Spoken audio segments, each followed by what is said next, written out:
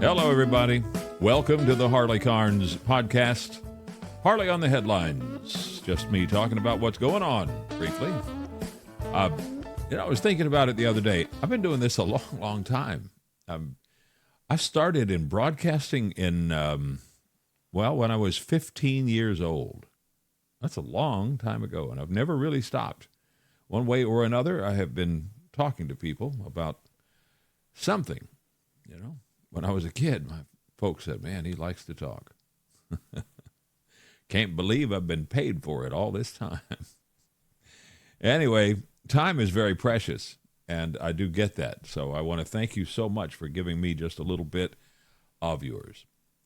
Interesting tidbit worth noting relating to the war in Iran.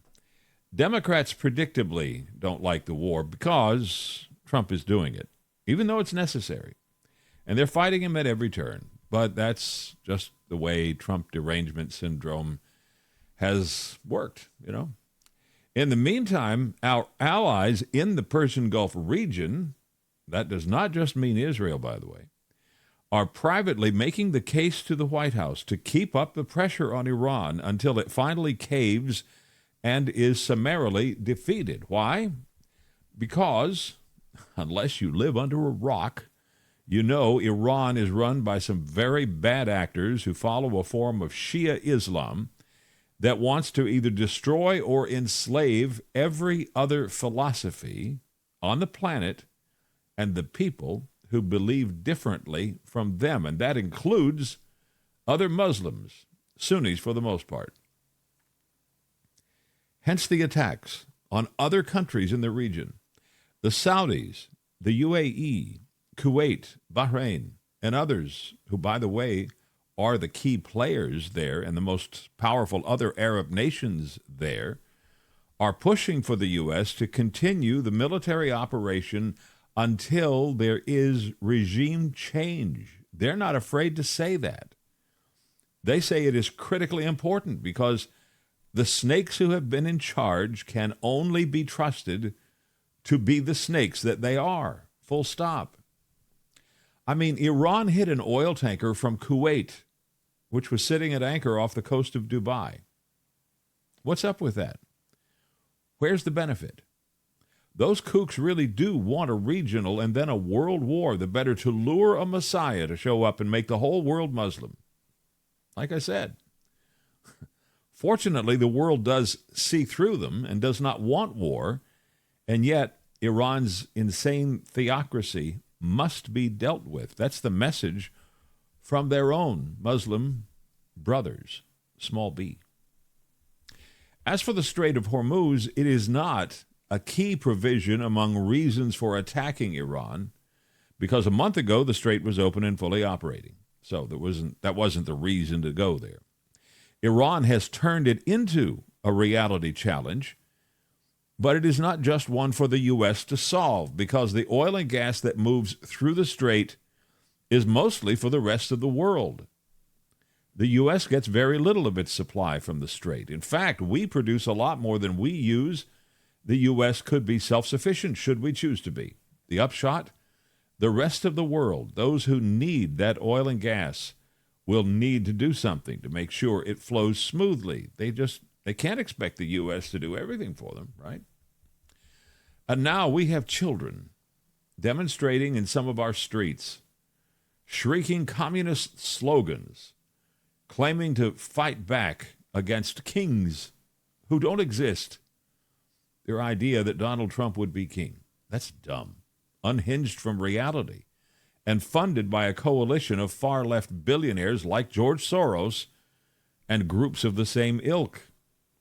They're pushing the political philosophy that is diametrically opposed to the freedoms we enjoy and the American form of constitutional government that causes many of those same people to hammer at the gate to try to get in, or sneak through the fence to infiltrate and promptly sign up for free stuff.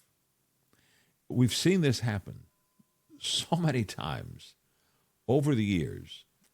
Maybe I'm just old enough to have seen it happen in other countries, but it's just beyond understanding how we have so many young people in this country who just do not get it. And I have to blame their parents for that because, kids come into the world a blank slate.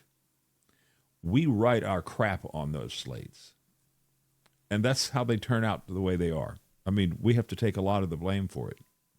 And we've let them just waffle along, They learn what they learn online, I guess. The far-left socialist communist wing of the Democrat Party is what got this mess started. And they have found some very fertile ground among the ignorant, inexperienced, gullible, and power-hungry who populate and fertilize the left. The countdown has officially begun for the launch of the most impressive NASA rocket in a long, long time. Artemis 2 will have 4 humans on it, and they will go to the moon and back, first time in more than half a century.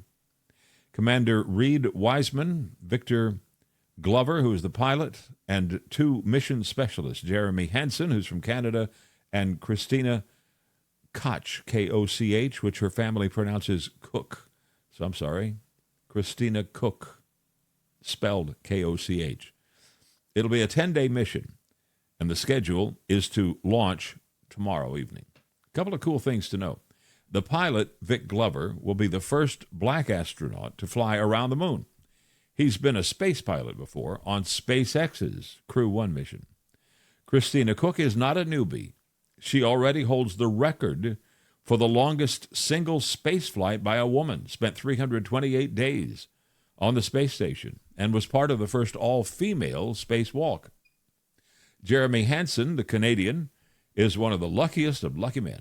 First, he's a Royal Canadian Air Force fighter pilot, which gives him a stack of cool points. And this will be his first space flight. First time up, and he'll be circling the freaking moon. Like I said, lucky, lucky, lucky. And the commander, Reed Wiseman, he's an old hand. First U.S. Navy pilot, which means he can land a fighter plane on a moving and pitching postage stamp in the middle of an ocean when the weather is bad at night. And he's done it. And he's been to space twice already and had a 165-day mission on the space station. Right now, the crew is at the Astronaut Beach House, Cocoa Beach, where space mission crews have spent the hours leading up to every space launch in quarantine. No one else allowed around them except family. If you look at the Artemis 2 Orion rocket and capsule, it'll look like the old Apollo ships, but that similarity on the surface stops well short. This one has advanced propulsion systems, plural. It can abort on the way up and come back home. Hopefully no more Columbia-type disasters. Engineering, docking precision, and many other factors. And it has improvements that we regular folk could not have envisioned half a century ago. Orion was built by Lockheed Martin. It's the most sophisticated of any of those capsules, There are multiple propulsion systems built into it, used to accelerate or decelerate the craft in space, to control trajectory and set attitudes. So you really do fly this capsule. If there is an emergency and the launch has to be aborted, the abort motor will blast the crew module away from danger, and there are other engines that will help maneuver the crew safely away from danger and point them home. Previous astronauts never had that sort of protection. The crew module, by the way, where the astronauts will live and do their work, has 12 engines. The pilot, going to be a busy guy. As for the rocket itself, at 322 feet, it is 17 feet taller than the Statue of Liberty. Not quite as tall as Saturn V, but considerably more powerful. About 15% more power. 8.8 million pounds of thrust. It was built by Boeing and Northrop Grumman, called SLS, for the Space Launch System. That's the big rocket. This whole mission is designed to do one thing primarily: get ready to go back to the moon, and not just to walk on it, but to study the prospect of staying a while, setting up shop on the surface. Baby steps toward Mars. The biggest rocket ever, by the way, is being built by Elon Musk and SpaceX. The Starship will be 403 feet tall and crazy powerful. SpaceX says it'll also need to build one even bigger than that. Big plans for space. Now, this kind of makes sense. Renaming Palm Beach International Airport for President Trump. Why not? There's Reagan National in Washington, Bush Intercontinental in Houston.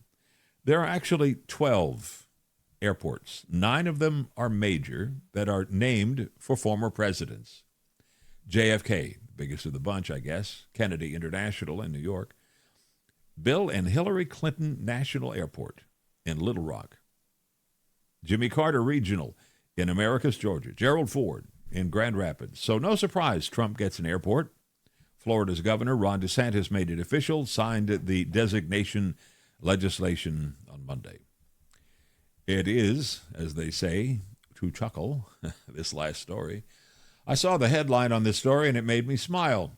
The headline began on UPI, Orgasm-based wellness company's founder, and I thought, hey, so far so good. Makes eminent good sense to me. I mean, what is there in your own experience in life that makes you feel more well than an orgasm? Not talking about an eye-popping, stars swirling at the edges of your vision, knees going weak, kind of tickling the door to heaven necessarily. Just an orgasm. No such thing as a bad one. Or maybe not. The rest of the headline said, company's founder sentenced to 9 years in prison. I got to read this. First, the company's name, One Taste. Oh, boy. Amen. Then, doggone it, it got dark. Nicole Dedon is going to prison for grooming vulnerable women, read that, unhappy women who were a little bit desperate, to purchase her sexual wellness therapy programs, orgasmic meditation, for example. And, of course, there were handlers for these sessions who also recruited new clients, also known as marks. She was accused of forcing ex-employees to engage in sex acts to help cure these unfortunate and desperate women during meditations. The prosecutor called it forced labor.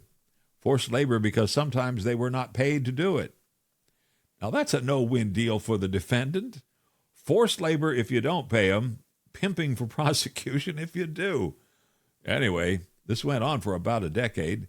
The defendants, and there were 2, also her sales director, claimed no one did anything they didn't want or choose to do, that it was entirely consensual. Now, prosecutors called it exploitation and a sex cult. That what started out as a kind of therapy turned into manipulation into labor and services for the defendants. The jury went with the prosecutor. The company, with a new CEO now, says it will appeal. Takes all kinds, right? Thanks for joining today for Harley on the Headlines.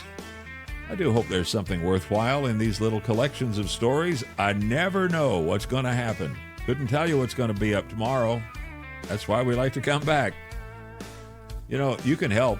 Do like, follow, subscribe, send some emails. Get some other folks into the fold, would you? In the meantime, I am Harley Carnes. We'll talk again. Until then, do yourself a real favor.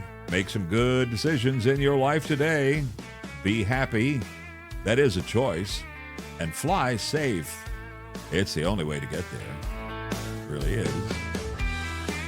I noticed that a long time ago. I did.